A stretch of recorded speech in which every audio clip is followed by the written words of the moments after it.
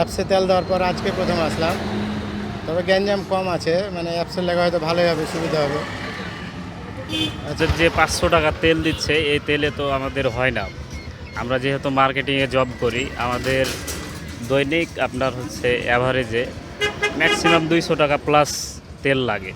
এই তেলে আমাদের হয় না, অনেক কষ্ট হচ্ছে। ইরানের সঙ্গে আমেরিকার যুদ্ধ এবং এই যুদ্ধের প্রভাব আমাদের বাংলাদেশেও পড়েছে এবং এই সুযোগে কিছু অসৎ এবং কিছু মানে খারাপ মানুষ সুযোগ নিচ্ছে, 5 লিটারের জায়গায় 20 লিটার তেল নেওয়ার চেষ্টা করছে, তারা বাড়িতে বাড়িতে স্টক করছে, যে কারণে কিন্তু এই সমস্যা তৈরি হয়েছে। আমাদের বাংলাদেশে ইনশাল্লাহ বর্তমান সরকার অনেক তেল মজুত রেখেছে, কিন্তু এই অবৈধ কারবারকারীদের কারণে আজকে তেলের সংকট তৈরির চেষ্টা চলছে। আমরা যদি সবাই ধৈর্য ধারণ করি, সবাই যদি ঠিকমতো তেল নিই, আমার মনে হয় আমার তেলের সংকট থাকবে না ভাই, লাইনে দাঁড়াতে হবে না। এখন আমরা যদি বাসায় বাসায় যদি তেলের মজুত করি, তাহলে কিন্তু তেলের এই সমস্যা তৈরি হবে। তো আমরা চাই আমরা যেন না ইনসাফের মাধ্যমে আমরা যদি তেল নিই এবং আমরা যেন সঠিক ব্যবহার করি, তাহলে বাংলাদেশে তেলের সংকট থাকবে না ইনশাল্লাহ।